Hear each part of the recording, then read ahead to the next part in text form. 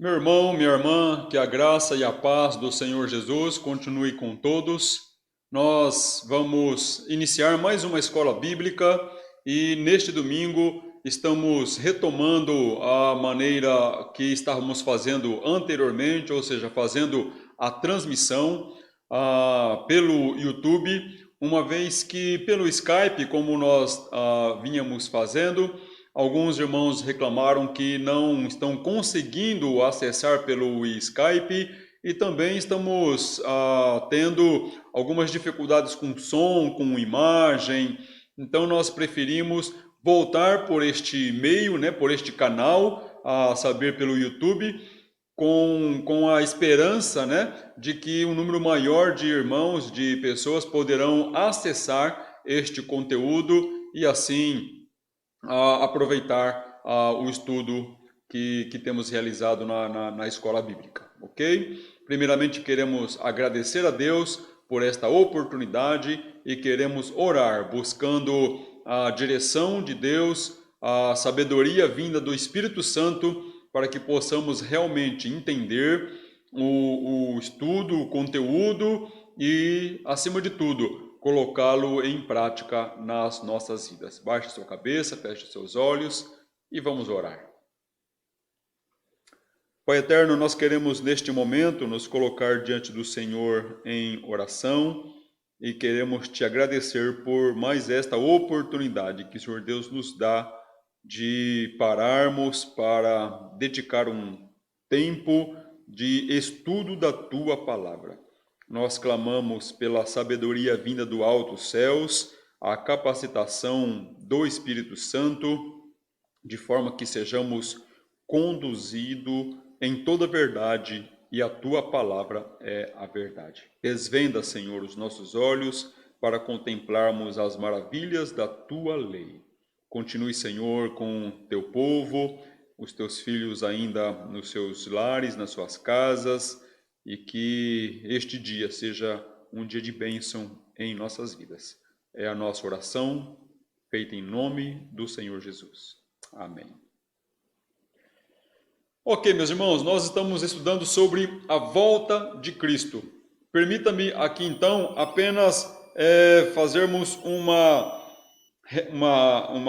rápida revisão do conteúdo que já estudamos, não é? Então, o assunto que nós temos estudado é a volta de Cristo, e no nosso primeiro encontro, nós começamos justamente querendo responder aquela pergunta dos discípulos lá em Mateus capítulo 24, versos 1 e ao versos 3, quando no final, no versos 3, eles perguntaram para Jesus quando que iria suceder todas as coisas relacionadas ao fim, né?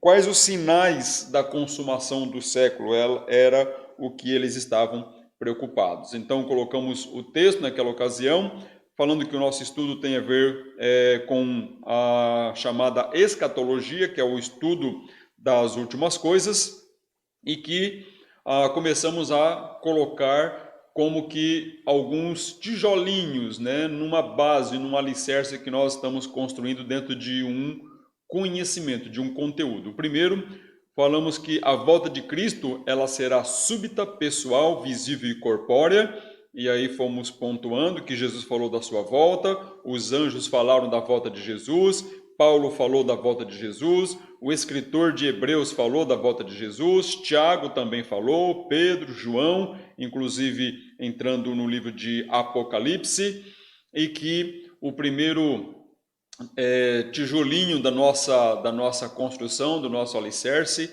é que Jesus voltará, ok? De forma repentina, pessoal, visível e corpórea, mas o destaque ficou. Isto é comum em todas as igrejas evangélicas, né? No meio cristão, é fato que todos creem, que a maioria crê que Jesus voltará. Depois partimos para o segundo tópico, não sabemos quando Cristo voltará. Que ele voltará, isso é fato, mas quando ele voltará, nós não sabemos. E fomos trabalhar então com a fundamentação desta verdade, que algumas passagens indicam que não podemos saber quando Cristo voltará. Estou passando rápido aqui, porque nós já vimos isso em outros encontros. Então, passagens que apresentam a ideia, que indicam que nós não podemos saber quando Cristo voltará. E com isto, com estes versículos, nós colocamos mais um tijolinho no nosso alicerce, na base, chegando à conclusão de que Jesus voltará, mas não sabemos quando. E aí partimos para a conclusão de que a consequência prática das verdades que nós vimos é que devemos estar preparados. Já que Jesus voltará e não sabemos quando, devemos estar preparados.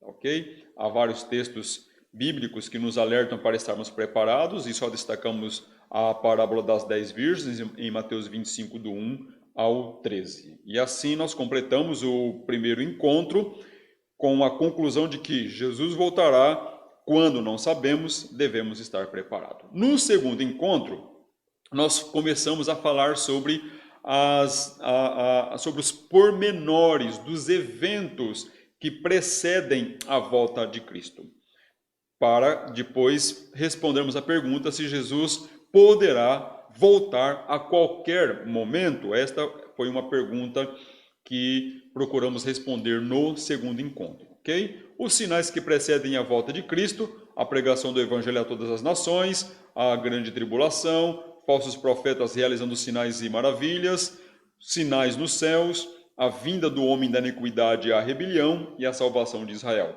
Estes são os tópicos relacionados aos sinais que acontecerão antes, por isso que precedem, antes da volta de Cristo, ok?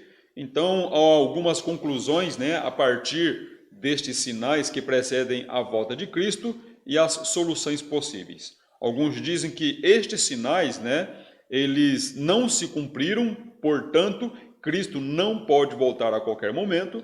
Há outros que dizem que todos esses sinais já se cumpriram, portanto, Cristo pode voltar a qualquer momento.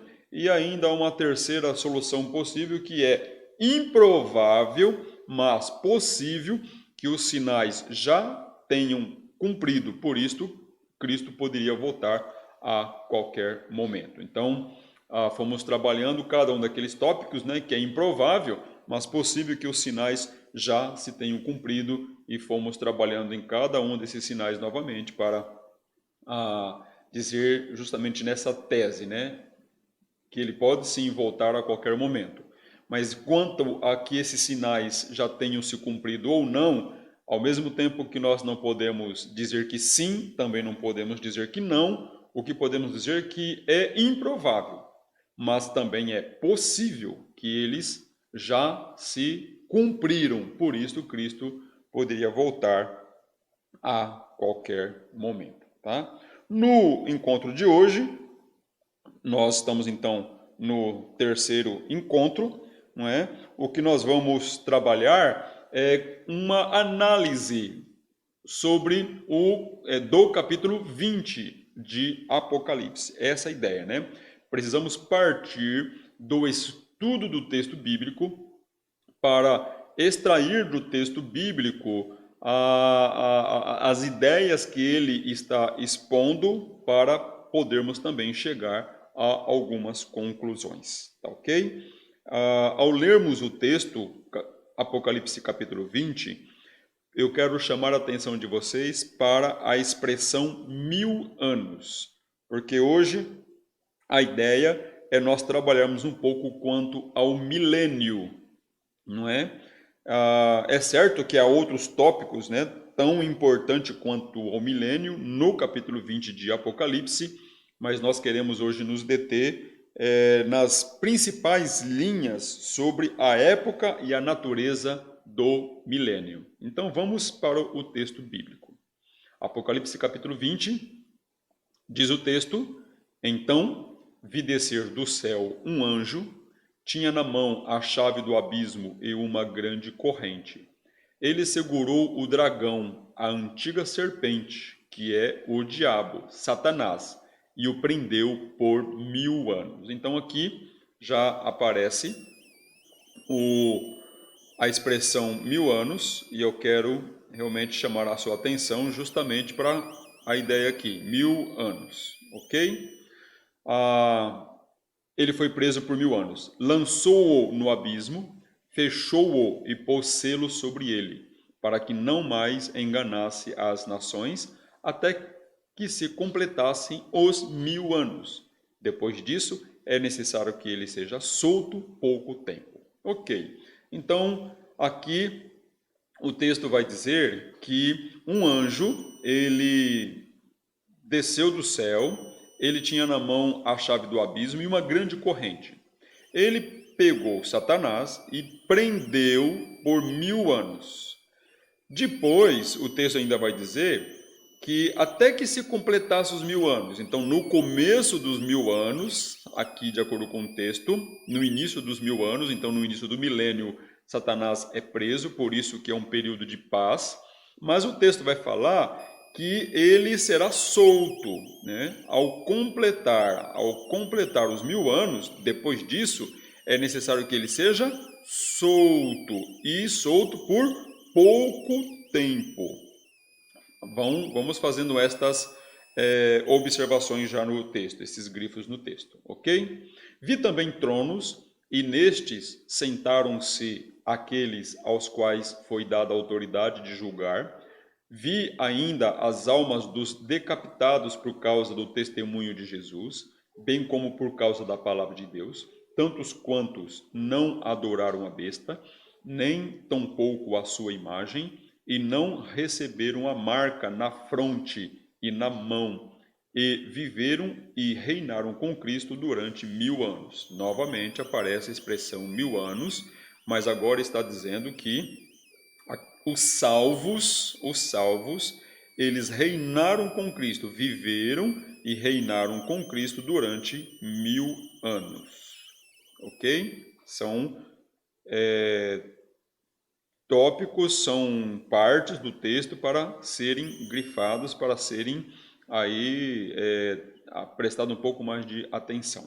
No verso 5, o restante dos mortos não reviveram até que se completassem os 1000 anos. Então, no versículo 4, os salvos estão com Cristo durante os 1000 anos, só que no versículo 5 está dizendo que os mortos não reviveram até que completassem os 1000 anos. Esta é a primeira ressurreição. Bem-aventurado e santo é aquele que tem parte na primeira ressurreição. Sobre estes, a segunda morte não tem autoridade. Pelo contrário, serão sacerdotes de Deus e de Cristo e reinarão com ele os 1000 anos. Ok? Muito bem.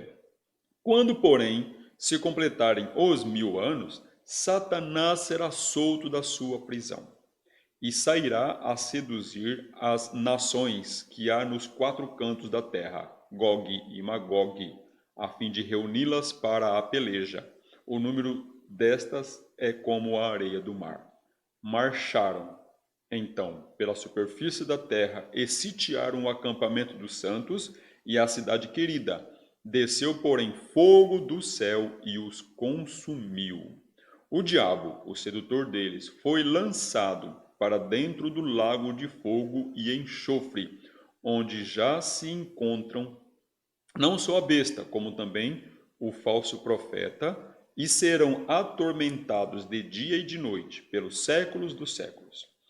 Vi um grande trono branco, e aquele que nele se assenta, de cuja presença fugiram a terra e o céu, e não se achou lugar para eles. Vi também os mortos, os grandes e os pequenos, postos em pé diante do trono. Então se abriram livros, ainda outro livro, o livro da vida foi aberto, e os mortos foram julgados segundo as suas obras, conforme o que se achava escrito nos livros. Deu o mar os mortos que nele estavam, a morte e o além entregaram os mortos que neles havia, e foram julgados um por um segundo as suas obras. Então a morte e o inferno foram lançados para dentro do lago de fogo. Esta é a segunda morte, o lago de fogo. E se alguém não foi achado inscrito no livro da vida, esse foi lançado para dentro do lago de fogo. Ok.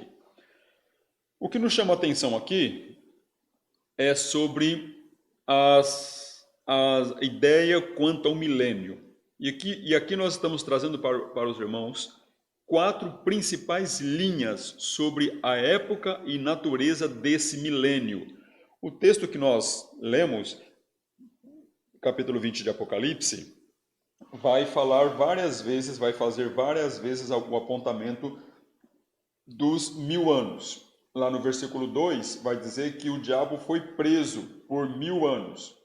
No versículo 3 vai falar que ele foi solto por um pouco tempo, não é? Depois o texto vai falar que os santos, né, os salvos, os justos, vão reinar com Cristo durante 1000 anos. Mas enquanto isto, os mortos não ressuscitaram, ficaram ainda no estado em que estavam. No final disso, eles são trazidos para o julgamento e Satanás é solto, mas também logo totalmente destruído, lançado para dentro do lago de fogo, que é a segunda morte, que é a separação eterna de Deus.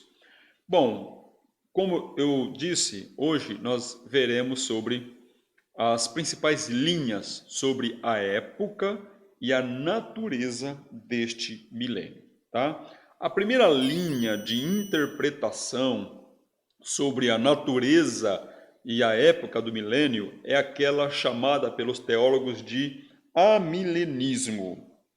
Né? O que acredita o amilenismo? Né? Os amilenistas creem o quê? O que quer dizer amilenismo no que diz respeito à época e à natureza do milênio? A segunda, ela é nominada de pós-milenismo. Tá? A terceira é denominada pré-milenismo clássico. E a quarta linha de interpretação da época e da natureza do milênio é o chamado pré-milenismo, pré-tribulacionista ou o dispensacionalista.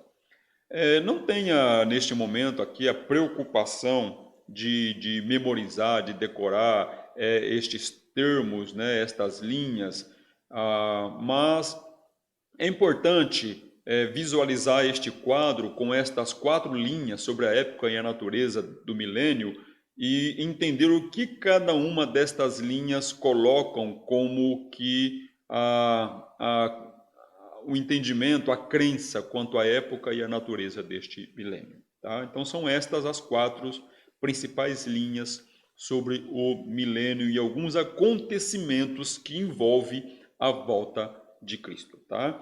O amilenismo, pós-milenismo, pré-milenismo e aí o pré-milenismo clássico e também o pré-milenismo, pré-tribulacionista ou dispensacionalista. Ok? Primeiro que nós veremos, naturalmente, é o chamado amilenismo.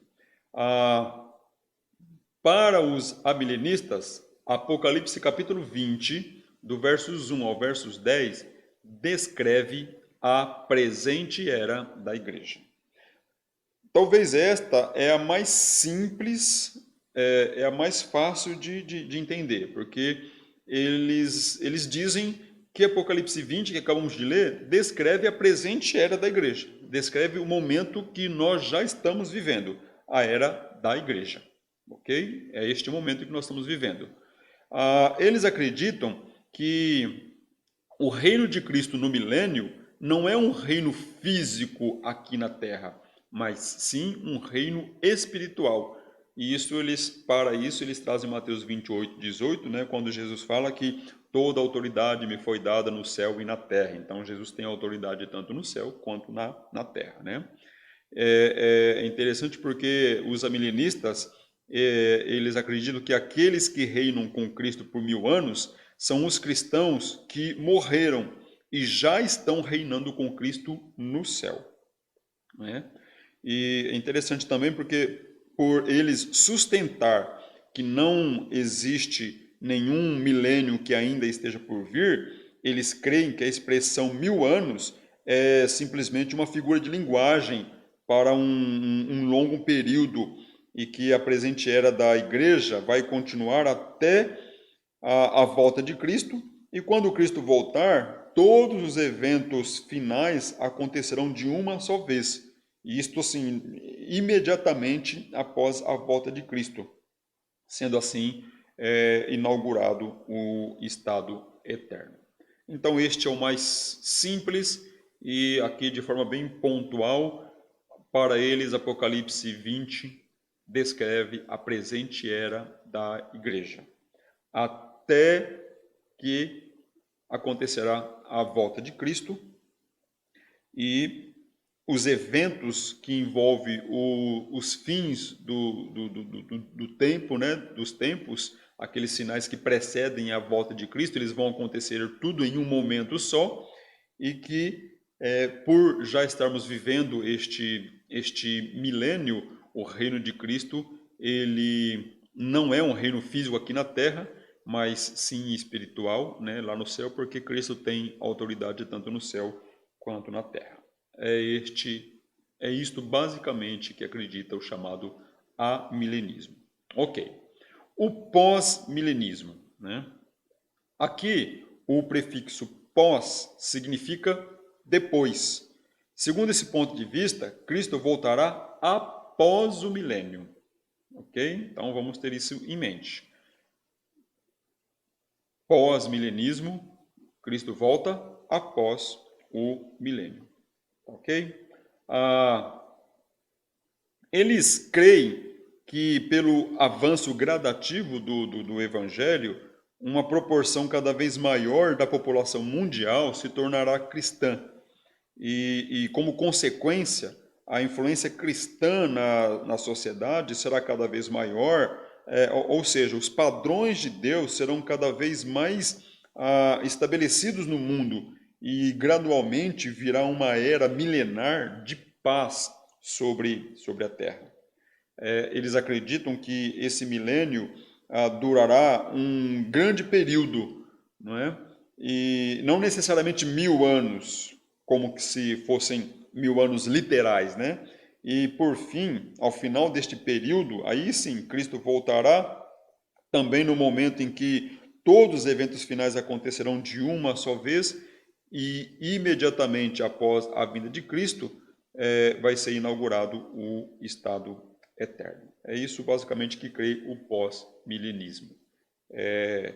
Que a pregação do evangelho vai avançando, avançando, avançando, muitas pessoas vão se tornando cristãs, a igreja vai crescendo, o mundo vai sendo cada vez mais influenciado pelo poder transformador do evangelho, até que naturalmente o mundo vai se tornando mais justo, o mundo vai se tornando um lugar cada vez melhor, e aí, naturalmente, espontaneamente, iniciaria um tempo de grande paz, que já seria o milênio, não necessariamente literal, 1000 anos, mas um período de grande paz, até que Cristo, então, volta após esse milênio, momento em que todos os sinais da sua vinda acontecerá em um só momento, e aí também inicia-se, inaugura o estado eterno. Ok? A terceira linha é o chamado pré-milenismo clássico. E aí, novamente, né, nós temos o prefixo pré, que significa antes, não é? E segundo esse ponto de vista, Cristo voltará antes do milênio, ok? Então fica fácil nós fazermos a separação entre o pós-milenismo e o pré-milenismo. No pós-milenismo, Cristo volta após o milênio. No pré-milenismo, Cristo volta antes do milênio, ok? Então, o que eles creem? Eles creem que a presente era da igreja continuará até que, com a proximidade do fim, venha sobre a terra um período de grande tribulação. Ok? Então vamos lá. Nós estamos na presente era da igreja, ela vai continuar normalmente, a era da igreja, mas com a proximidade do fim, virá um tempo, virá um período de grande tribulação.